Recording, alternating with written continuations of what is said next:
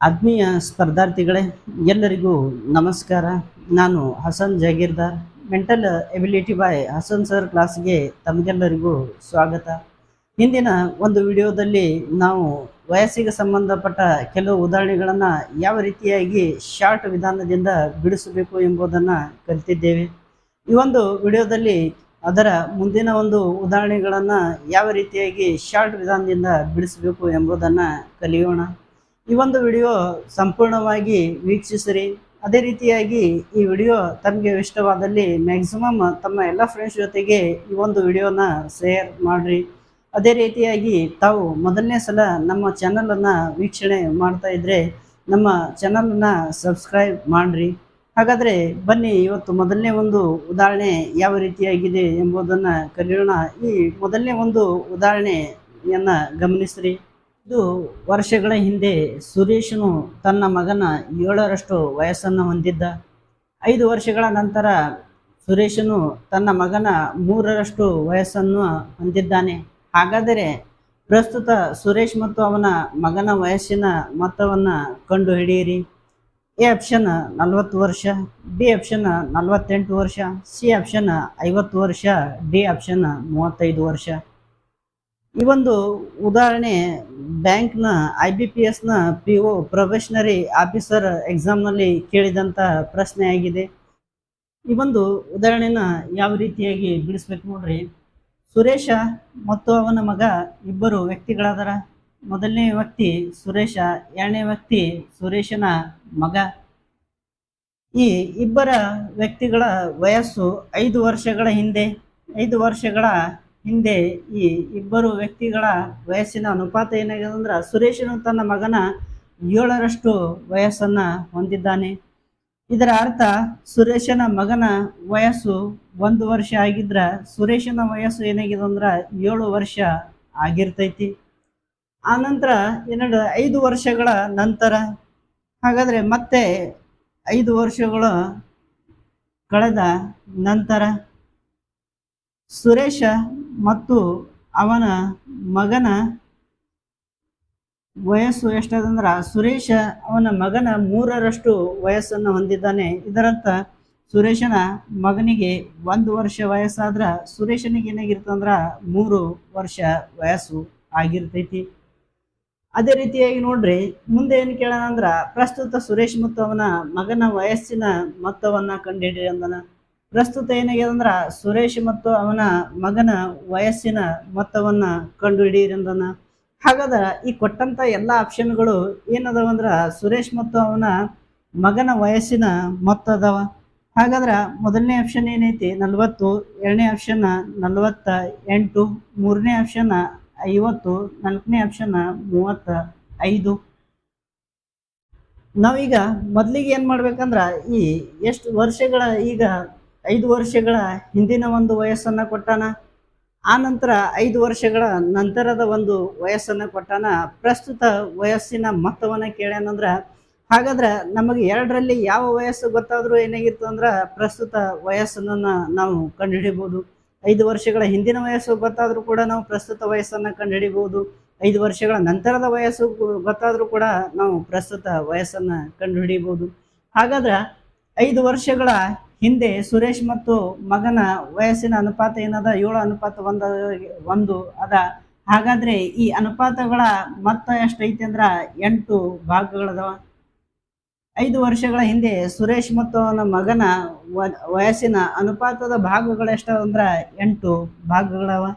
ಆಮೇಲೆ 5 ವರ್ಷಗಳ ನಂತರ ಸುರೇಶ್ ಮತ್ತು ಅವನ ಮಗನ ವಯಸ್ಸಿನ ಅನುಪಾತದ ಭಾಗಗಳು ಎಷ್ಟದವ ಅಂದ್ರೆ 4 ಭಾಗಗಳದವ.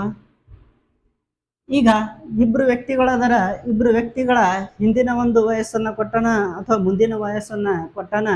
ಪ್ರಸ್ತುತ ವಯಸ್ಸಿನ ಮೊತ್ತವನ್ನು ನಮಗೆ ಕೇಳ್ಯಾನಂದ್ರೆ ನಾವೇನು ಮಾಡ್ಬೇಕಂದ್ರೆ, ಆ 2 ವ್ಯಕ್ತಿಗಳ ಎಷ್ಟು ವರ್ಷ ಹಿಂದಿನ ಅಥವಾ ಮುಂದಿನ ವಯಸ್ಸಾಗಿರ್ತದೆ, 2 ವ್ಯಕ್ತಿಗಳ ವಯಸ್ಸನ್ನು ನಾವು ಕೂಡಿಸ್ಬೇಕು ಅಥವಾ ಕಳಿಬೇಕು. ಹಿಂದಿನ ಒಂದು ವಯಸ್ಸನ್ನು ನಾವು ಕಂಡುಹಿಡಿಬೇಕಂದ್ರೆ ಏನು ಮಾಡಬೇಕು, ಅದರಲ್ಲಿ ಕಳಿಬೇಕು. ಮುಂದಿನ ವಯಸ್ಸನ್ನು ಕಂಡುಹಿಡಿಬೇಕಾದ್ರೆ ಅದರಲ್ಲಿ ಕೂಡಿಸ್ಬೇಕು. ಹಾಗಾದ್ರೆ ನೋಡ್ರಿ, 5 ವರ್ಷಗಳ ಹಿಂದೆ ಸುರೇಶ್ ಮತ್ತು ಅವನ ಮಗನ ವಯಸ್ಸಿನ ಅನುಪಾತದ ಭಾಗಗಳು ಎಷ್ಟದಾವ ಅಂದ್ರೆ 8 ಅದಾವ. ಹಾಗಾದ್ರೆ ಪ್ರಸ್ತುತ ನಾವು ವಯಸ್ಸನ್ನ ಕಂಡುಹಿಡಿಬೇಕಾದ್ರೆ ಪ್ರಸ್ತುತ ವಯಸ್ಸನ್ನ ಕಂಡುಹಿಡಿಬೇಕಾದ್ರ ಸುರೇಶನ 5 ವರ್ಷಗಳು ಮತ್ತು ಅವನ ಮಗನ 5 ವರ್ಷಗಳು ನಾವೇನ್ ಮಾಡ್ತೀವಿ ಅಂದ್ರ ಮೈನಸ್ ಮಾಡ್ತೀವಿ. ಹಾಗಾದ್ರೆ ನೋಡ್ರಿ 5 5 10 ವರ್ಷಗಳನ್ನ ನಾವು ಕೊಟ್ಟಂತ ಎಲ್ಲ ಆಪ್ಷನ್ಗಳಲ್ಲಿ ಏನ್ ಮಾಡ್ಬೇಕಂದ್ರ ಮೈನಸ್ ಅನ್ನ ಮಾಡಬೇಕು. ಹಾಗಾದ್ರ 10 ವರ್ಷ ಕೊಟ್ಟಂತ ಎಲ್ಲ ಆಪ್ಷನ್ಗಳಲ್ಲಿ ಮೈನಸ್ ಅನ್ನ ಮಾಡ್ರಿ. 40ರಲ್ಲಿ 10 ಹೋದ್ರೆ ಏನಾಗಿತ್ತು 30 ಉಳಿತು. 48ರಲ್ಲಿ 10 ಹೋದ್ರೆ ಏನಾಗಿರ್ತದ 38 ಉಳಿತು. ಅದೇ ರೀತಿಯಾಗಿ 50ರಲ್ಲಿ 10 ಹೋದ್ರೆ ಏನಾಗಿತ್ತು 40 ಉಳಿತು. 35ರಲ್ಲಿ 10 ಹೋದ್ರೆ ಏನಾಗಿತ್ತು ಅಂದ್ರ 25 ಉಳಿತು. ಇದೇನಾಗ್ಯದ ಅಂದ್ರ ಕೊಟ್ಟಂತ ವಯಸ್ಸಿನ ಭಾಗ ಇದು ಏನಾಗ್ಯದ 30 38 40 25 ಏನಾಗ್ಯಾವ ಅಂದ್ರ ಪ್ರಸ್ತುತ ವಯಸ್ಸಿನ ಏನಾಗ್ಯದ ಅಂದ್ರ ಮೊತ್ತಗಳದಾವ.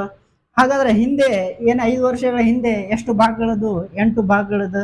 ಹಾಗಾದ್ರೆ 8ರಿಂದ ಪ್ರತಿಯೊಂದು ಸಂಖ್ಯೆನ ಏನ್ ಮಾಡ್ಬೇಕಂದ್ರ ನಾವು ಡಿವೈಡ್ ಮಾಡಬೇಕು. ಯಾವ ಸಂಖ್ಯೆ 8ರಿಂದ ಭಾಗ ಹೋಗಿರ್ತದಲ್ಲ ಅದೇ ಏನಾಗಿರ್ತಂದ್ರ ನಮ್ಮ ಉತ್ತರ ಆಗಿರ್ತದ. ಹಾಗಾದ್ರೆ ನೋಡ್ರಿ 8ರಿಂದ 30 ಏನಾಗ್ಯದ ಭಾಗ ಹೋಗಂಗಿಲ್ಲ, ಹಾಗಾಗಿ 40 ನಮ್ಮ ಆನ್ಸರ್ ಆಗಿರೋದಿಲ್ಲ. 8ರಿಂದ 38 ಕೂಡ ಭಾಗ ಹೋಗಿಲ್ಲ, ಹಾಗಾಗಿ 48 ಕೂಡ ನಮ್ಮ ಆನ್ಸರ್ ಆಗಿರೋದ್ರಿಂದ. 8ರಿಂದ 40 ಭಾಗ ಹೋಗಿರ್ತದ, ಹಾಗಾಗಿ 50 ನಮ್ಮ ಆನ್ಸರ್ ಆಗ್ಬಹುದು. ಅದೇ ರೀತಿಯಾಗಿ 8ರಿಂದ 25 ಭಾಗ ಹೋಗಲ್ಲ, ಹಾಗಾಗಿ 35 ಕೂಡ ನಮ್ಮ ವಯಸ್ಸಾಗಿರಲ್ಲ. ಈ ಒಂದು ಸ್ಟೇಟ್ಮೆಂಟ್ ಅನ್ನ ನೋಡ್ಕೊಂಡು ನಾವು 3 ಆಪ್ಷನ್ ಅನ್ನ ಇದರಲ್ಲಿ ತೆಗೆದ್ಬಿಟ್ಟಿವಿ ಅಂದ್ರ 50 ಒಂದು ಆಪ್ಷನ್ ಉಳಿತು. 50 ಏನಾಗಿರ್ತಂದ್ರೆ ಇಬ್ಬರ ಪ್ರಸ್ತುತ ವಯಸ್ಸಿನ ಮೊತ್ತ ಆಗಿರ್ತದ. ಹಾಗಾದ್ರ ನಾವು ಇಲ್ಲಿ ಮೊದಲಿಗೆ ಏನ್ ಮಾಡ್ಬೇಕಂದ್ರ 5 ವರ್ಷಗಳ ಹಿಂದಿನ ಒಂದು ಅನುಪಾತದ ಭಾಗಗಳನ್ನ ನೋಡ್ಕೋಬೇಕು. ಇನ್ನ 5 ವರ್ಷ ನಾವು ಪ್ರಸ್ತುತ ವಯಸ್ಸನ್ನ ಕಂಡು ಹಿಡಿಬೇಕಂದ್ರ ಸುರೇಶನ 5 ವರ್ಷ, ಅವನ ಮಗನ 5 ವರ್ಷ, 10 ವರ್ಷಗಳನ್ನ ಈ ಪ್ರತಿಯೊಂದು ಆಪ್ಷನ್ ಅಲ್ಲಿ 10 ವರ್ಷಗಳನ್ನ ನಾವ್ ಏನ್ ಮಾಡ್ಬೇಕಂದ್ರ ಕಳಿಬೇಕು.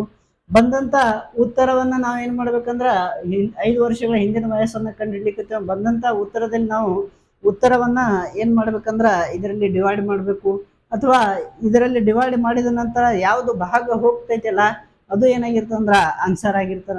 ಹಾಗಾದ್ರ ಆಪ್ಷನ್ಗಳನ್ನ ನೋಡ್ರಿ. ಸಿ ಆಪ್ಷನ್ 50 ವರ್ಷ ಈ ಒಂದು ಉದಾಹರಣೆಗೆ ಏನಾಗಿರ್ತಂದ್ರ ಉತ್ತರ ಆಗಿರ್ತೈತಿ. ಈ ರೀತಿಯಾಗಿ ಈ ಒಂದು ಉದಾಹರಣೆಯನ್ನ ನಾವು ಬಿಡಿಸ್ಬೇಕು. ಅದೇ ರೀತಿಯಾಗಿ ಈಗ ಮುಂದಿನ ಒಂದು ಉದಾಹರಣೆಯನ್ನ ಬಿಡಿಸೋಣ. ಮುಂದಿನ ಒಂದು ಉದಾಹರಣೆ ಗಮನಿಸ್ರಿ. 6 ವರ್ಷಗಳ ಹಿಂದೆ ತಂದೆ ಮತ್ತು ಮಗನ ವಯಸ್ಸಿನ ಅನುಪಾತ 6:5 ಆಗಿತ್ತು. 4 ವರ್ಷಗಳ ನಂತರ ಅವರ ವಯಸ್ಸಿನ ಅನುಪಾತ 10:11 ಆಗಿದೆ. ಹಾಗಾದರೆ ಮಗನ ಪ್ರಸ್ತುತ ವಯಸ್ಸು ಎಷ್ಟು? ಎ ಆಪ್ಷನ್ 16 ವರ್ಷಗಳು, ಬಿ ಆಪ್ಷನ್ 18 ವರ್ಷಗಳು, ಸಿ ಆಪ್ಷನ್ 20 ವರ್ಷಗಳು, ಡಿ ಆಪ್ಷನ್ 22 ವರ್ಷಗಳು. ಈ ಒಂದು ಉದಾಹರಣೆನ ಶಾರ್ಟ್ ರೀತಿಯಿಂದ ಯಾವ ರೀತಿಯಾಗಿ ಬಿಡಿಸ್ಬೇಕು ನೋಡ್ರಿ. ಮೊದಲನೇದಾಗಿ ತಂದೆ ಮತ್ತು ಮಗ ಇಬ್ಬರು ವ್ಯಕ್ತಿಗಳದಾರ. ಈ ಇಬ್ಬರು ವ್ಯಕ್ತಿಗಳ 6 ವರ್ಷಗಳ ಹಿಂದಿನ ವಯಸ್ಸು. 6 ವರ್ಷಗಳ ಹಿಂದೆ ತಂದೆ ಮತ್ತು ಮಗನ ವಯಸ್ಸಿನ ಅನುಪಾತ ಎಷ್ಟಿತ್ತು ಅಂದ್ರ 6:5 ಇತ್ತು. ಹಾಗಾದ್ರೆ ತಂದೆ 6 ವರ್ಷ ವಯಸ್ಸನ್ನು ಹೊಂದಿದ್ರ ಮಗ ಏನಾಗಿರ್ತಂದ್ರ ತಂದೆ 6 ಭಾಗಗಳನ್ನ ಹೊಂದಿದ್ರ ಮಗ ಏನಾಗಿರ್ತದ ಅದರಲ್ಲಿ 5 ಭಾಗಗಳನ್ನ ಹೊಂದಿರ್ತಾನೆ. ಮತ್ತೆ 4 ವರ್ಷಗಳ ನಂತರ ಈ 4 ವರ್ಷಗಳ ನಂತರ ಈ ತಂದೆ ಮತ್ತು ಮಗನ ವಯಸ್ಸಿನ ಅನುಪಾತ ಎಷ್ಟೈತಂದ್ರ 10:11 ಇದೆ. ಹಾಗಾದರೆ ಮಗನ ಪ್ರಸ್ತುತ ವಯಸ್ಸನ್ನ ಕಂಡು ಹಿಡಿಯಿರಿ. ಪ್ರಶ್ನೆ ಏನು ಕೇಳ್ಯಾನಂದ್ರ ಮಗನ ಪ್ರಸ್ತುತ ವಯಸ್ಸನ್ನ ಕಂಡು ಹಿಡಿಯಲು ಕೇಳ್ಯಾನ. ಹಾಗಾದ್ರೆ ಕೊಟ್ಟಂತ ಎಲ್ಲ ಆಪ್ಷನ್ಗಳು ಏನಾವಂದ್ರ ಮಗನ ಪ್ರಸ್ತುತ ವಯಸ್ಸದವ. ಈಗ ಮಗನ ಏನೈತಿ ಅಂದ್ರ ಪ್ರಸ್ತುತ ವಯಸ್ಸು. ಮಗನ ಪ್ರಸ್ತುತ ವಯಸ್ಸವ. 1ನೇ ಆಪ್ಷನ್ ಏನೈತಿ 16 ವರ್ಷಗಳು, 2ನೇ ಆಪ್ಷನ್ 18 ವರ್ಷಗಳು, 3ನೇ ಆಪ್ಷನ್ 20 ವರ್ಷಗಳು, 4ನೇ ಆಪ್ಷನ್ 22 ವರ್ಷಗಳು. ಈಗ 6 ವರ್ಷಗಳ ಹಿಂದಿನ ವಯಸ್ಸನ್ನ ಕೊಟ್ಟಾನ, ಮತ್ತು ಅದೇ ರೀತಿಯಾಗಿ 4 ವರ್ಷಗಳ ಮುಂದಿನ ವಯಸ್ಸನ್ನ ಕೊಟ್ಟಾನ. ಪ್ರಸ್ತುತ ವಯಸ್ಸನ್ನ ನಾವು ಕಂಡು ಹಿಡಿಬೇಕಾದ್ರೆ ನಾವೇನ್ ಮಾಡ್ಬೇಕಂದ್ರ ಯಾವುದಾದ್ರೂ ಒಂದನ್ನ ಕನ್ವರ್ಟ್ ಮಾಡಬೇಕು. 6 ವರ್ಷಗಳ ಹಿಂದಿನ ವಯಸ್ಸು ಗೊತ್ತಾದ್ರೂ ನಾವು ಪ್ರಸ್ತುತ ವಯಸ್ಸನ್ನ ಕಂಡು ಹಿಡಿಬೋದು, ಅಥವಾ 4 ವರ್ಷಗಳ ಮುಂದಿನ ವಯಸ್ಸು ಗೊತ್ತಾದ್ರೂ ನಾವು ಪ್ರಸ್ತುತ ವಯಸ್ಸನ್ನ ಕಂಡು ಹಿಡಿಬೋದು. ಹಾಗಾದ್ರೆ ನೋಡ್ರಿ ತಂದೆ ಮತ್ತು ಮಗ ಇಬ್ರು ವ್ಯಕ್ತಿಗಳದರ. ಈ ಇಬ್ಬರು ವ್ಯಕ್ತಿಗಳ ವಯಸ್ಸಿನ ಅನುಪಾತ 6:5 ಇದು 6 ವರ್ಷಗಳ ಹಿಂದೆ. ಹಾಗಾದ್ರೆ ಪ್ರಸ್ತುತ ನಾವು ಮಗನ ವಯಸ್ಸನ್ನ ಕಂಡುಹಿಡಿಬೇಕಾದ ಕೊಟ್ಟಂತ ಎಲ್ಲ ಆಪ್ಷನ್ಗಳು ಪ್ರಸ್ತುತ ಮಗನ ವಯಸ್ಸದವ.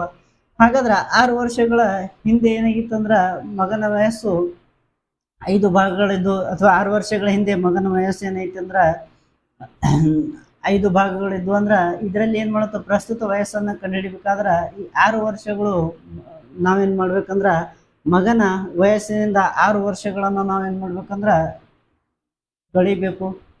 6 ವರ್ಷಗಳು ಕಳೆದ್ರೆ ಏನಾಗಿರ್ತಂದ್ರ ಮಗನ ಪ್ರಸ್ತುತ ವಯಸ್ಸು ಸಿಗ್ತೈತಿ. ಅದೇ ರೀತಿಯಾಗಿ ನೋಡ್ರಿ, ಪ್ರತಿಯೊಂದು ಆಪ್ಷನ್ದಲ್ಲಿ ಏನ್ ಮಾಡ್ರಿ ಅಂದ್ರ 6 ಕಳೀರಿ. ಪ್ರತಿಯೊಂದು ಆಪ್ಷನ್ದಲ್ಲಿ 6 6 6 ಇದನ್ನು ಕಳೆದ್ರ 16ರಲ್ಲಿ ಏನಾಗ್ಯದ, 6 ಕಳೆದ್ರೆ ಎಷ್ಟು, 10 ಉಳಿತು. ಅದೇ ರೀತಿ 18ರಲ್ಲಿ 6 ಕಳೆದ್ರ 12 ಉಳಿತು. 20ರಲ್ಲಿ 6 ಕಳೆದ್ರ 14 ಉಳಿತು. 22ರಲ್ಲಿ 6 ಕಳೆದ್ರೆ ಏನಾಗಿರ್ತಂದ್ರ 16 ಉಳಿತು. ಈಗ ಈ ಉಳಿದಂತ ವಯಸ್ಸು 10 12 14 16 ಏನು ಅಂದ್ರ ಮಗನ ಏನೈತಿ ಅಂದ್ರ 5 ವರ್ಷಗಳ 6 ವರ್ಷಗಳ ಹಿಂದಿನ ವಯಸ್ಸೈತಿ. ಹಾಗಾದ್ರ ಮಗನ 6 ವರ್ಷಗಳ ಹಿಂದಿನ ವಯಸ್ಸಿನ ಅನುಪಾತ ಎಷ್ಟೈತಿ ನೋಡ್ರಿ, 5 ಐತಿ. ಹಾಗಾದ್ರೆ ಕೊಟ್ಟಂತ ವಯಸ್ಸಿನ ಸಂಖ್ಯೆಗಳು ಯಾವ ಸಂಖ್ಯೆ 5ರಿಂದ ಭಾಗ ಹೋಗ್ತೈತಿಲ್ಲ ಅದೇ ನಮ್ಮ ಉತ್ತರ ಆಗಿರ್ತೈತಿ. ಹಾಗಾದ್ರ 16 ನೋಡ್ರಿ 5ರಿಂದ ಭಾಗ ಹೋಗಂಗಿಲ್ಲ, ಹಾಗಾಗಿ 22 ನಮ್ಮ ಆನ್ಸರ್ ಆಗಿರೋದಿಲ್ಲ. 14 ಕೂಡ 5ರಿಂದ ಭಾಗ ಹೋಗಲ್ಲ, ಹಾಗಾಗಿ 20 ನಮ್ಮ ಆನ್ಸರ್ ಆಗಿರೋದಿಲ್ಲ. 12 ಕೂಡ 5ರಿಂದ ಭಾಗ ಹೋಗಂಗಿಲ್ಲ, ಹಾಗಾಗಿ 18 ನಮ್ಮ ಆನ್ಸರ್ ಆಗಿರೋದಿಲ್ಲ. 10 ಏನಾಗಿರ್ತಂದ್ರ 5ರಿಂದ ಭಾಗ ಹೋಗಿರ್ತದ, ಹಾಗಾಗಿ ಈ ಪ್ರಸ್ತುತ ಮಗನಿಗೆ ಏನಾಗ್ಯದ ಅಂದ್ರ 16 ವರ್ಷ ವಯಸ್ಸು ನಡೆದೈತಿ. ಆಪ್ಷನ್ಗಳನ್ನ ನೋಡಿದ್ರ ಎ ಆಪ್ಷನ್ ಈ ಒಂದು ಸಮಸ್ಯೆಗೆ ಏನಾಗಿರ್ತಂದ್ರ ಸರಿಯಾದ ಉತ್ತರ ಆಗಿರ್ತೈತಿ. ಈ ರೀತಿಯಾಗಿ ಶಾರ್ಟ್ ವಿಧಾನಗಳನ್ನ ಬಳಸಿ ನಾವು ಆನ್ಸರನ್ನು ಕಂಡುಹಿಡಿಯುವಂಥ ಶಾರ್ಟ್ ವಿಧಾನವನ್ನು ಬಳಸಿ ಆನ್ಸರನ್ನು ಕಂಡುಹಿಡಿಯುವಂದ್ರೆ ಸಾಕಷ್ಟು ಸಮಯ ನಮಗೆ ಉಳಿತಾಯ ಆಕೈತಿ. ಈ RRB ರೈಲ್ವೆ ಎಕ್ಸಾಮ್ಗಳಲ್ಲಿ ಆಗಿರ್ಬೋದು, SSC ಎಕ್ಸಾಮ್ಗಳಲ್ಲಿ ಆಗಿರ್ಬೋದು, ಈ ರೀಸನಿಂಗ್ ಮತ್ತು ಮ್ಯಾಥ್ಸ್ನ ಸಮಸ್ಯೆಗಳು ಬಹಳಷ್ಟು ಬರೋದರಿಂದ ಅಂಥ ಒಂದು ಎಕ್ಸಾಮ್ಗಳಲ್ಲಿ ನಾವು ಶಾರ್ಟ್ ವಿಧಾನಗಳನ್ನು ಬಳಸಿ ಉತ್ತರನ ನಾವು ಕಂಡುಹಿಡಿಯಲು ಪ್ರಯತ್ನ ಪಟ್ಟರೆ ನಾವು ಡೆಫಿನೆಟಾಗಿ ಅಂಥ ಎಕ್ಸಾಮ್ಗಳನ್ನು ಕ್ರ್ಯಾಕ್ ಮಾಡಬಹುದು. ಅದೇ ರೀತಿಯಾಗಿ ಈಗ ಮುಂದಿನ ಒಂದು ಉದಾಹರಣೆಯನ್ನು ಬಿಡಿಸೋಣ. ಈ ಮುಂದಿನ ಒಂದು ಉದಾಹರಣೆ ಗಮನಿಸ್ರಿ. ಒಬ್ಬ ತಾಯಿ ಮತ್ತು ಮಗಳ ವಯಸ್ಸಿನ ಅನುಪಾತ 7:1 ಆಗಿದೆ. 4 ವರ್ಷಗಳ ಹಿಂದೆ ಅವರ ವಯಸ್ಸಿನ ಅನುಪಾತ 19:11 ಆಗಿತ್ತು. ಹಾಗಾದರೆ 4 ವರ್ಷಗಳ ನಂತರ ತಾಯಿಯ ವಯಸ್ಸು ಎಷ್ಟು? ಎ ಆಪ್ಷನ್ 42 ವರ್ಷ, ಬಿ ಆಪ್ಷನ್ 38 ವರ್ಷ, ಸಿ ಆಪ್ಷನ್ 46 ವರ್ಷ, ಡಿ ಆಪ್ಷನ್ 36 ವರ್ಷ.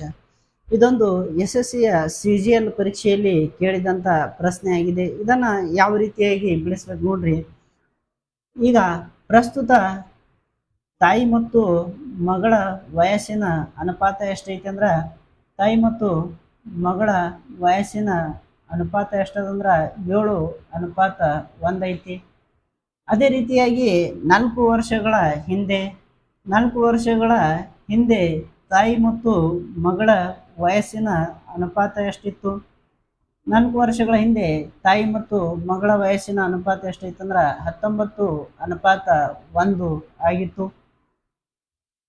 ಹಾಗಾದ್ರೆ ಈ ಎರಡು ಅನುಪಾತಗಳು ನೋಡಿದ್ರೆ ವ್ಯತ್ಯಾಸ ಏನಾಗಿಲ್ಲ, ಸೇಮ್ ಆಗಿರಂಗಿಲ್ಲ. ಹಾಗಾಗಿ ವ್ಯತ್ಯಾಸ ಸೇಮ್ ಇಲ್ಲ ಅಂದ್ರೆ ನಾವೇನ್ ಮಾಡ್ತೀವಿ ಅಂದ್ರೆ ಮೇಲಿನ ಒಂದು ವ್ಯತ್ಯಾಸನ ನೋಡ್ತೀವಿ, ಕೆಳಗಿನ ಒಂದು ವ್ಯತ್ಯಾಸನ ನೋಡ್ತೀವಿ. ಮೇಲಿನ ವ್ಯತ್ಯಾಸದಿಂದ ಕೆಳಗಿನ ನಾವು ಗುಣಾಕಾರ ಮಾಡ್ತೀವಿ. ಆನಂತರ ಕೆಳಗಿನ ವ್ಯತ್ಯಾಸದಿಂದ ಮೇಲಿನ ಸಮೀಕರಣಕ್ಕೆ ಗುಣಾಕಾರ ಮಾಡ್ತೀವಿ, ಎಕ್ಸ್ ಬೆಲೆಯನ್ನು ಕಂಡುಹಿಡಿತೀವಿ. ಸೋ ಮಾಡಿ ಎಕ್ಸ್ ಪದ್ಧತಿಯಿಂದ ಇದನ್ನು ನಾವು ಕಂಡುಹಿಡಿತೀವಿ. ಇಂಥ ಒಂದು ಸಮಸ್ಯೆಗಳು ಎಕ್ಸ್ ಪದ್ಧತಿಯಿಂದ ಮಾಡ್ಕೊಂಡು ಕುಂತ್ರೆ ಏನಾಗಿರ್ತದೆ, ಬಹಳಷ್ಟು ಸಮಯ ವ್ಯರ್ಥ ಆಗಿ ಹೋಗ್ತದ. ಆ ಒಂದು ದೃಷ್ಟಿಯಿಂದ ಶಾರ್ಟ್ಕಟ್ ವಿಧಾನದಿಂದ ಯಾವ ರೀತಿಯಾಗಿ ಮಾಡ್ಬೇಕು ನೋಡ್ರಿ. ಪ್ರಸ್ತುತ ತಾಯಿ ಮತ್ತು ಮಗಳ ವಯಸ್ಸಿನ ಅನುಪಾತ 7:1 ಐತಿ. 4 ವರ್ಷಗಳ ಹಿಂದೆ ತಾಯಿ ಮತ್ತು ಮಗಳ ಅನುಪಾತ 19:1 ಐತಿ. ಹಾಗಾದ್ರೆ ಅವನು ಏನು ಕೇಳ್ಯಾನಂದ್ರ 4 ವರ್ಷಗಳ ನಂತರ ತಾಯಿಯ ವಯಸ್ಸು ಕೇಳ್ಯಾನ. 4 ವರ್ಷಗಳ ನಂತರ ತಾಯಿಯ ವಯಸ್ಸು ಕೇಳಿದ್ರೆ ಕೊಟ್ಟಂತ ಎಲ್ಲ ಆಪ್ಷನ್ಗಳು ಏನಾಗ್ಯಾವ ಅಂದ್ರೆ 4 ವರ್ಷಗಳ ನಂತರ ತಾಯಿಯ ವಯಸ್ಸದವ. ಆದ್ರೆ 42, 38, 46, 36 ಈ ಎಲ್ಲ ಆಪ್ಷನ್ಗಳು ಏನಾಗ್ಯಾವ ಅಂದ್ರೆ ತಾಯಿಯ ವಯಸ್ಸದವ 4 ವರ್ಷಗಳ ನಂತರ. ಈ ಪ್ಲಸ್ 4 ವರ್ಷಗಳ ನಂತರ ತಾಯಿಯ ವಯಸ್ಸು 4 ವರ್ಷಗಳ ನಂತರ ತಾಯಿಯ ವಯಸ್ಸು ಏನಾಗಿರ್ತಾನ 42, 38, 46, 36. ಹಾಗಾದ್ರೆ ನಮ್ಗೆ ಅನುಪಾತನ ಏನು ಮಾಡ್ಯಾನ ಅಂದ್ರೆ ಪ್ರಸ್ತುತ ಕೊಟ್ಟನ, ವಯಸ್ಸು ಏನು ಮಾಡ್ಯಾನಂದ್ರೆ 4 ವರ್ಷಗಳ ನಂತರ ವಯಸ್ಸು ಕೇಳ್ಯಾನ. ಹಾಗಾದ್ರೆ ಈ 4 ವರ್ಷಗಳ ನಂತರ ವಯಸ್ಸನ್ನ ಕೇಳ್ಯಾನಂದ್ರೆ ಪ್ರಸ್ತುತ ವಯಸ್ಸನ್ನು ನಾವು ಕಂಡು ಹಿಡಿಬೇಕಾದ್ರೆ ಎಲ್ಲ ಆಪ್ಷನ್ಗಳಲ್ಲಿ ಏನು ಮಾಡ್ಬೇಕಂದ್ರೆ 4ನ್ನ ಕಳಿಬೇಕು. ಹಾಗಾದ್ರೆ ಪ್ರತಿಯೊಂದು ಆಪ್ಷನ್ದಲ್ಲಿ ನಾವು 4ನ್ನ ಏನು ಮಾಡ್ಬೇಕಂದ್ರೆ ಕಳಿಬೇಕು. ಈ ಪ್ರತಿಯೊಂದು ಆಪ್ಷನ್ದಲ್ಲಿ 4ನ್ನ ಕಳೆದ್ರೆ ಏನಾಗಿತ್ತು 42ರಲ್ಲಿ 4 ಕಳೆದ್ರೆ ಏನಾಗಿತ್ತು 38 ಉಳಿತು. ಆಮೇಲೆ 38ರಲ್ಲಿ 4 ಕಳೆದ್ರೆ 34 ಉಳಿತು. 46ರಲ್ಲಿ 4 ಕಳೆದ್ರೆ 42 ಉಳಿತು. 36ರಲ್ಲಿ 4 ಕಳೆದ್ರೆ ಏನಾಗಿರ್ತಂದ್ರೆ 32 ಉಳಿತು. ಹಾಗಾದ್ರೆ 38, 34, 42, 32 ಏನದ ಅಂದ್ರೆ ತಾಯಿಯ ಪ್ರಸ್ತುತ ವಯಸ್ಸೈತಿ.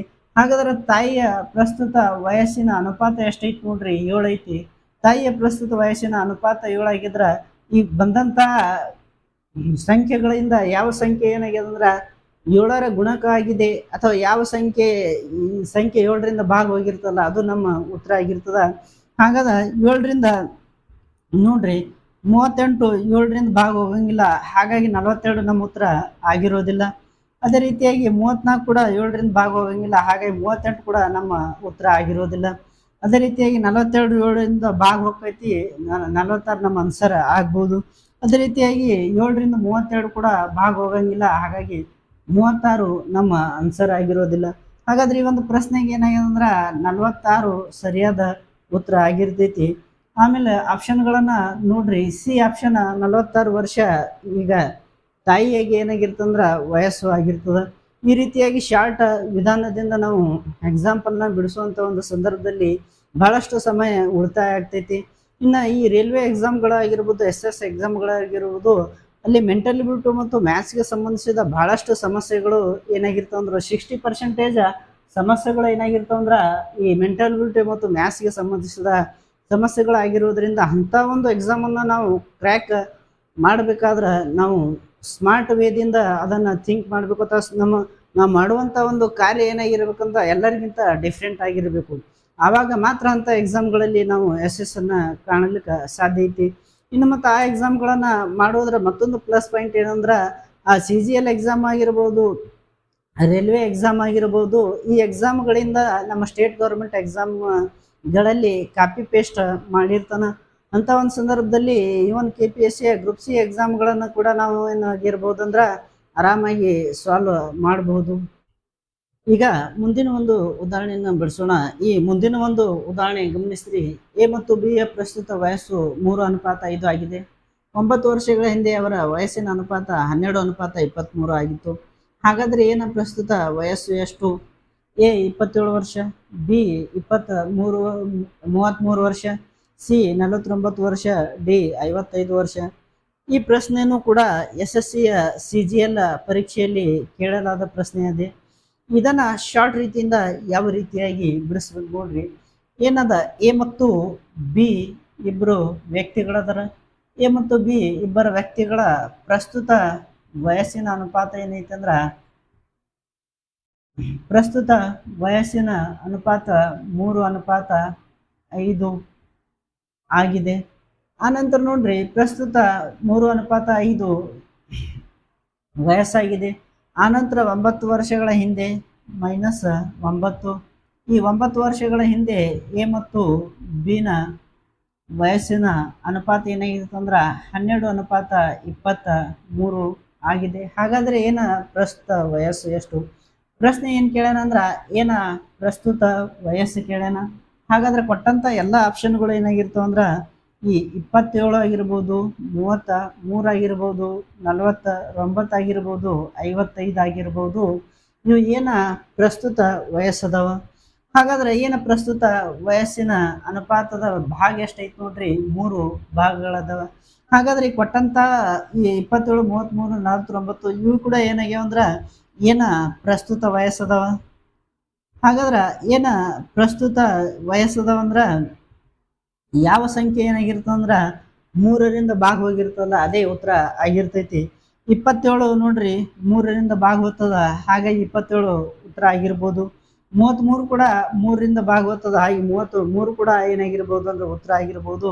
49 ಮೂರರಿಂದ ಭಾಗ ಹೋಗಂಗಿಲ್ಲ, ಹಾಗಾಗಿ 49 ಇದಕ್ಕೆ ಸರಿಯಾದ ಉತ್ತರ ಆಗಿರೋದಿಲ್ಲ. ಅದೇ ರೀತಿಯಾಗಿ 55 ಕೂಡ ಮೂರರಿಂದ ಭಾಗ ಹೋಗಂಗಿಲ್ಲ, ಹಾಗಾಗಿ 55 ಕೂಡ ಇದಕ್ಕೆ ಉತ್ತರ ಆಗಿರೋದಿಲ್ಲ. ಹಾಗಾದ್ರೆ ನಮ್ಗೆ ಒಂದು ಉತ್ತರ ಬೇಕಾಗಿದೆ, ಇಲ್ಲಿ 2 ಆಪ್ಷನ್ಗಳು ಉಳಿದು. ಇಂಥ ಒಂದು ಸಂದರ್ಭದಲ್ಲಿ ನಾವು ಸ್ಟೇಟ್ಮೆಂಟ್ ಅನ್ನ ಮತ್ತೆ ಮುಂದೆ ಓದ್ಬೇಕು.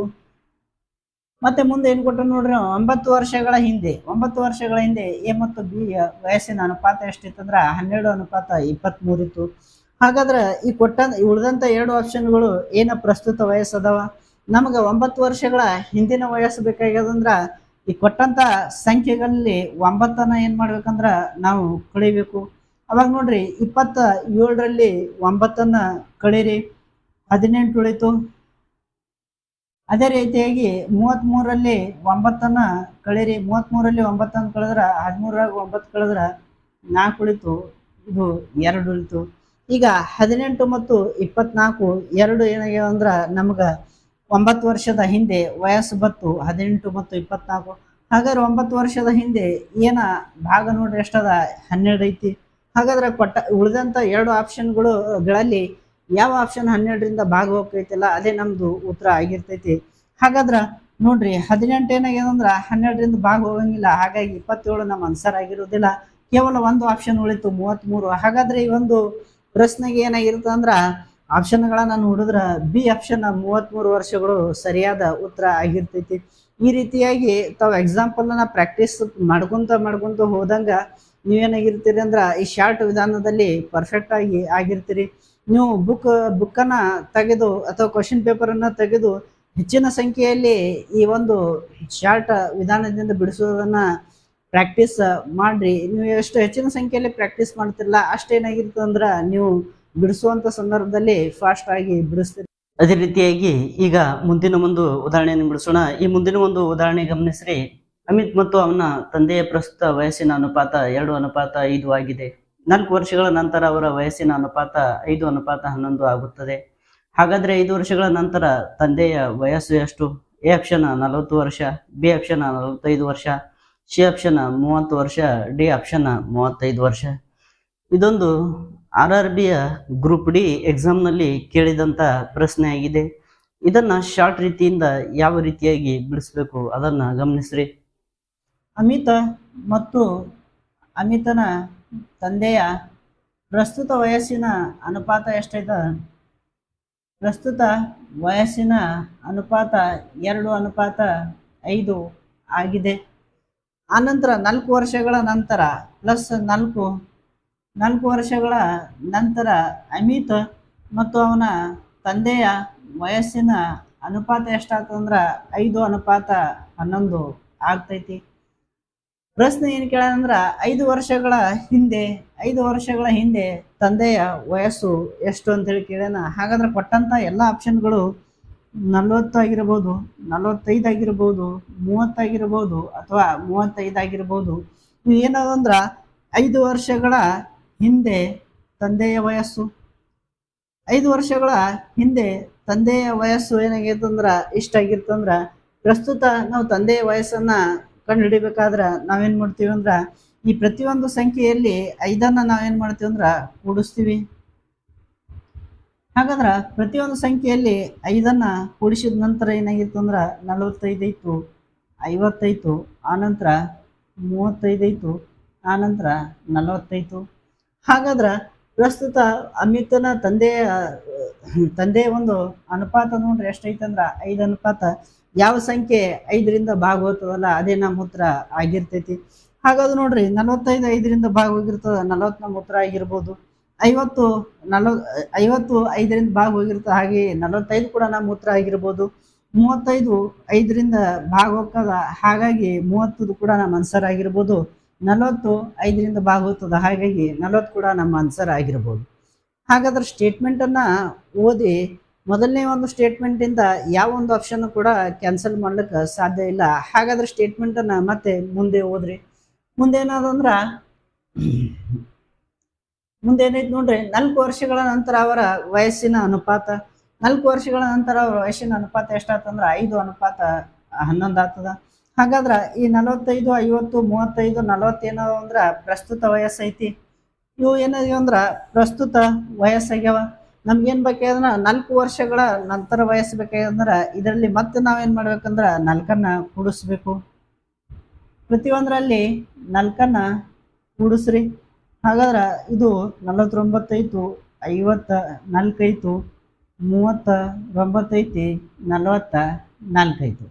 ಹಾಗಾದ್ರೆ 4 ವರ್ಷಗಳ ನಂತರ ಈ ಅಮಿತನ ತಂದೆಯ ಅನುಪಾತ ಎಷ್ಟೈತಿ ಅಂದ್ರ 11 ಐತಿ. ಹಾಗಾದ್ರೆ 49, 54, 39, 44ರಲ್ಲಿ ಯಾವ ಒಂದು ಸಂಖ್ಯೆ ಏನಾಗಿರ್ತಂದ್ರ 11ರಿಂದ ಭಾಗ ಹೋಗಿರ್ತದಲ್ಲ, ಅದೇ ನಮ್ಮ ಉತ್ತರ ಆಗಿರ್ತದ. ಹಾಗ ನೋಡ್ರಿ, 11ರಿಂದ 49 ಭಾಗ ಹೋಗಂಗಿಲ್ಲ, 40 ನಮ್ಮ ಉತ್ತರ ಆಗಿರೋದಿಲ್ಲ. 11ರಿಂದ 54 ಭಾಗ ಹೋಗಿರಂಗಿಲ್ಲ, ಹಾಗಾಗಿ 45 ಕೂಡ ನಮ್ಮ ಉತ್ತರ ಆಗಿರೋದಿಲ್ಲ. 11ರಿಂದ 39 ಭಾಗ ಹೋಗಲ್ಲ, ಹಾಗಾಗಿ 30 ಕೂಡ ನಮ್ಮ ಉತ್ತರ ಆಗಿರೋದಿಲ್ಲ. ಉಳಿದಂತ ಕೇವಲ ಒಂದು ಆಪ್ಷನ್ 35. ಹಾಗಾದ್ರೆ ಈಗ ಅಮಿತನ ತಂದೆಯ ಪ್ರಸ್ತುತ ವಯಸ್ಸು ಎಷ್ಟಿದೆ ಅಂದ್ರ ಆಪ್ಷನ್ಗಳನ್ನ ನೋಡ್ರಿ. ಡಿ ಆಪ್ಷನ್ 35 ವರ್ಷಗಳು ಇದಕ್ಕೆ ಸರಿಯಾದ ಉತ್ತರ ಆಗಿರ್ತೈತಿ. ಈ ರೀತಿಯಾಗಿ 2 ಸ್ಟೆಪ್ದಿಂದ ನಾವು ಇದನ್ನ ಮಾಡಬಹುದು. ಅಥವಾ ಇದನ್ನ ಇನ್ನೊಂದು ರೀತಿಯಾಗಿ ಯಾವ ರೀತಿಯಾಗಿ ಮಾಡಬಹುದು ಅದನ್ನ ನೋಡ್ರಿ. ಇನ್ನೊಂದು ರೀತಿಯಾಗಿ ನಾವು ಡೈರೆಕ್ಟ್ ಆಗಿ ಏನ್ ಮಾಡಬಹುದು ಅಂದ್ರ, ಇಲ್ಲಿ ಒಂದು ಸಲ 4 ಒಂದ್ಸಲ 5 ಕಳೆಯೋದ್ರ ಬದಲಿಗೆ ನಾವು ಡೈರೆಕ್ಟ್ ಆಗಿ ಏನ್ ಮಾಡಬಹುದು ಅಂದ್ರ, ಈ ಕೊಟ್ಟಂತ ಆಪ್ಷನ್ಗಳು 40, 45, 30, 35ರಲ್ಲಿ ಏನದಾವ ಅಂದ್ರ ಪ್ರಸ್ತುತ ವಯಸ್ಸಿನ ಅನುಪಾತ 2:5 ಐತಿ.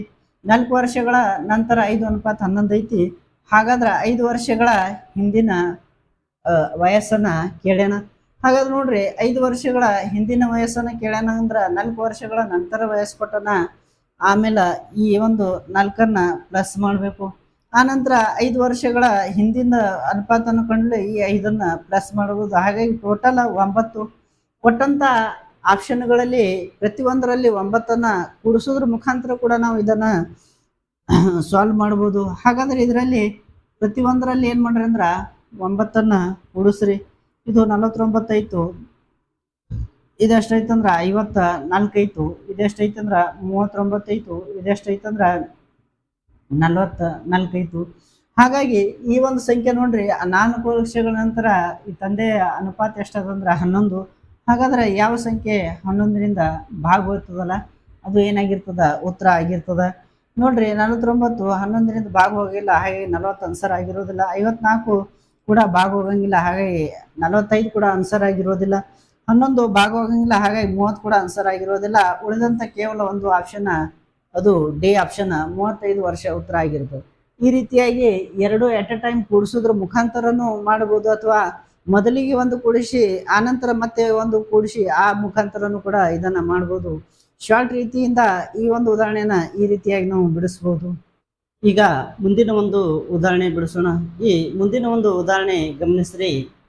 ಒಂದು ಕುಟುಂಬದಲ್ಲಿರುವ 5 ಮಕ್ಕಳು ಪ್ರತಿ 3 ವರ್ಷಕ್ಕೆ ಒಬ್ಬರಂತೆ ಜನಿಸುತ್ತಾರೆ. ಈ 5 ಮಕ್ಕಳ ಈಗಿನ ಒಟ್ಟು ವಯಸ್ಸು 50 ವರ್ಷವಾಗಿದೆ. ಹಾಗಾದ್ರೆ ಆ ಕುಟುಂಬದಲ್ಲಿರುವ ಚಿಕ್ಕ ಮಗುವಿನ ವಯಸ್ಸು ಏನು? ಎ ಆಪ್ಷನ್ 6 ವರ್ಷ, ಬಿ ಆಪ್ಷನ್ 5 ವರ್ಷ, ಸಿ ಆಪ್ಷನ್ 4 ವರ್ಷ, ಡಿ ಆಪ್ಷನ್ 3 ವರ್ಷ. ಇದೊಂದು ಪೊಲೀಸ್ ನೇಮಕಾತಿಯಲ್ಲಿ PSI 2016ರಲ್ಲಿ ಕೇಳಿದಂಥ ಪ್ರಶ್ನೆ ಆಗಿದೆ. ಅದಲ್ಲದೆ ಬೇರೆ ಬೇರೆ ಪ್ರತಿಯೊಂದು ಎಕ್ಸಾಮ್ನಲ್ಲಿ ಬಹಳಷ್ಟು ಸಲ ಏನಾಗಿದೆ ಅಂದ್ರೆ ಈ ಒಂದು ಕ್ವಶನ್ ರಿಪೀಟ್ ಆಗೈತಿ. ಹಾಗಾಗಿ ಇದೊಂದು ತುಂಬಾ ಇಂಪಾರ್ಟೆಂಟ್ ಆದ ಕ್ವಶನ್ ಅಂತೇಳಿ ನಾವು ಹೇಳಬಹುದು.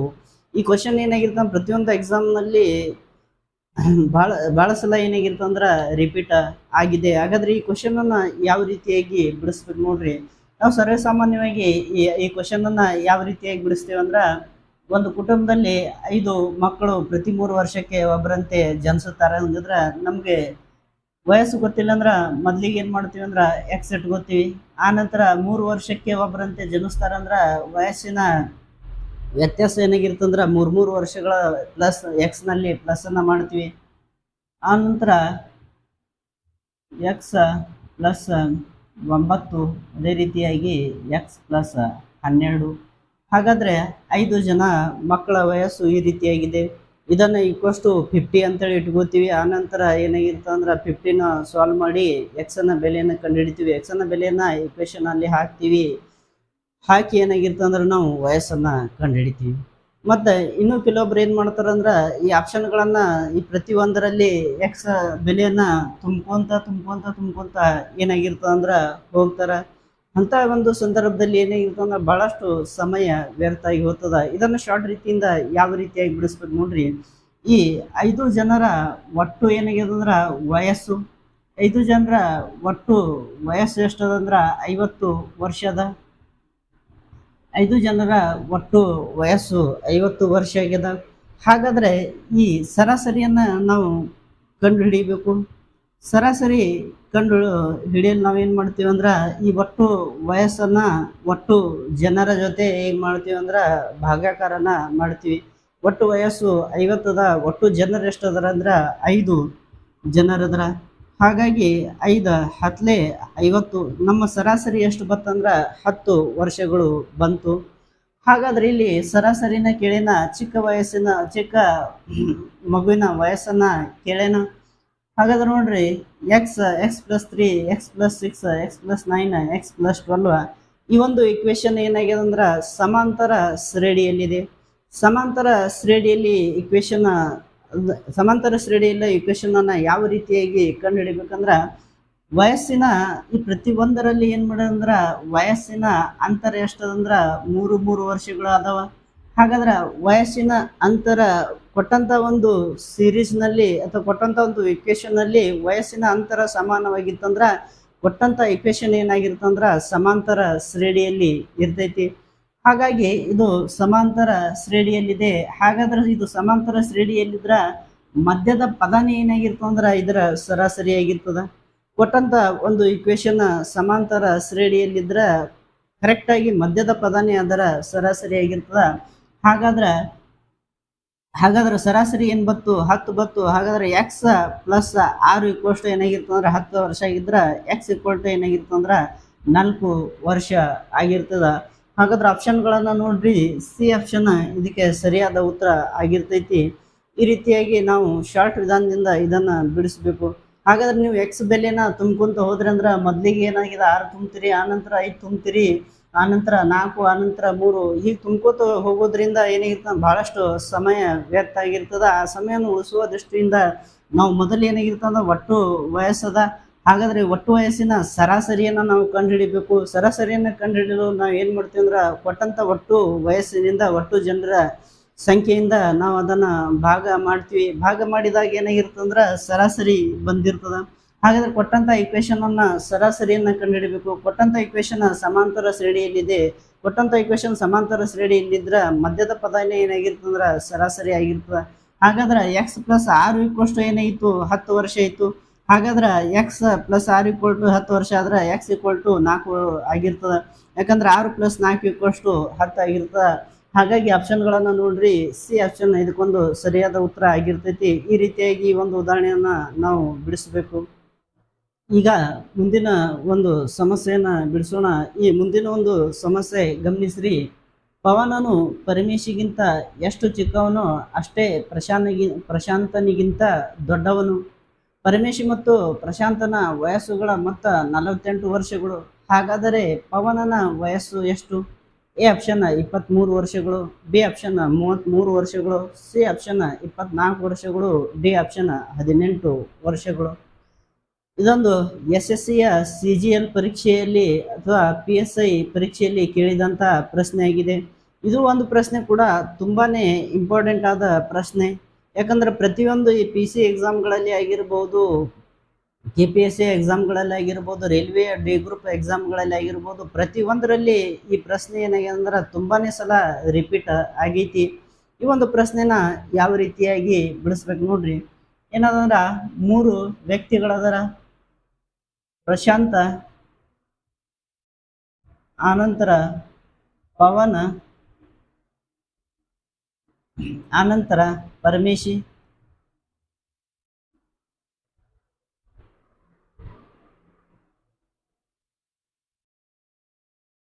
ಮೂರು ವ್ಯಕ್ತಿಗಳದರ. ಯಾವ ಮೂರು ವ್ಯಕ್ತಿಗಳದರ? ಪರಮೇಶಿ, ಆನಂತರ ಪವನ, ಆನಂತರ ಮತ್ತೆ ಯಾರದಾರಂದ್ರ ಪ್ರಶಾಂತ. ಈ ಮೂರು ವ್ಯಕ್ತಿಗಳ ವಯಸ್ಸು ಹೆಂಗ ಯಾವ ತೆರನಾಗಿದೆ ಅಂದ್ರ, ಈ ಪವನ್ ಏನಾಗ್ಯದ ಪರಮೇಶಿಗಿಂತ ಎಷ್ಟು ಏನಾಗ್ಯದಂದ್ರ ಚಿಕ್ಕವನದಲ್ಲ. ಈ ಪವನ ಪರಮೇಶಿಗಿಂತ ಎಷ್ಟು ಚಿಕ್ಕವನದಲ್ಲ, ಅಷ್ಟೇ ಏನಾಗಿರ್ತಂದ್ರ ಪ್ರಶಾಂತನಿಗಿಂತ ದೊಡ್ಡವನು ಅದನ್ನ.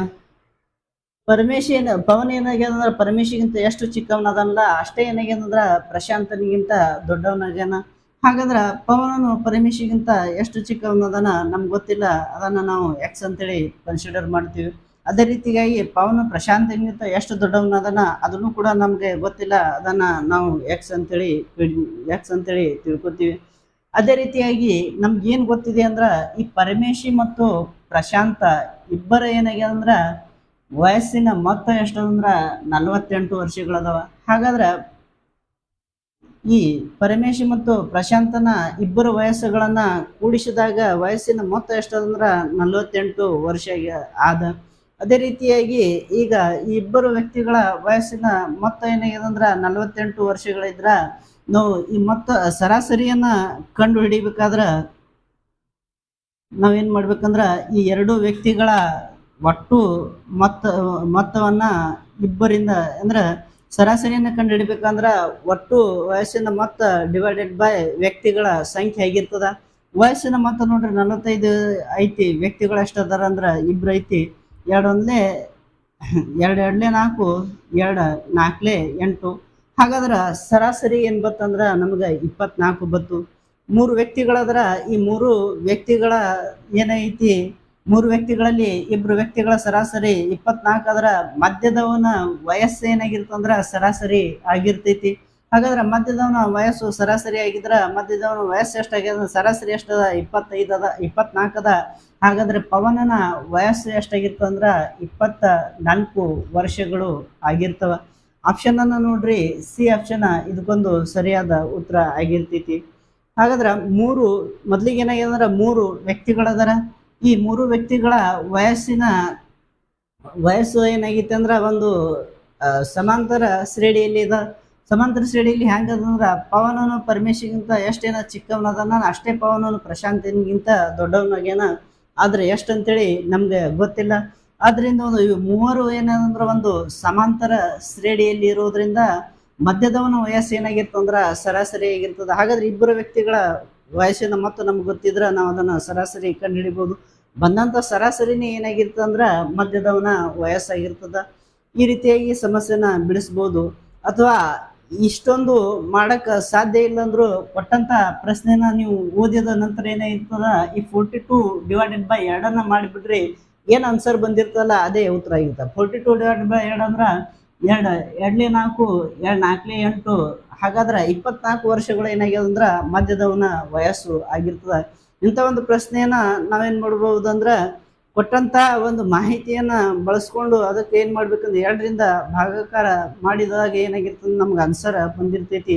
ಈ ರೀತಿಯಾಗಿ ಪ್ರಶ್ನೆಯನ್ನ ಕೇವಲ ನಾವು ನೋಡಿದ ತಕ್ಷಣ ಬಿಡಿಸ್ಬಿಡುವುದು, ಇದಕ್ಕೇನು ಬಿಡಿಸುವಂತ ಒಂದು ಅವಶ್ಯಕತೆ ಇಲ್ಲ.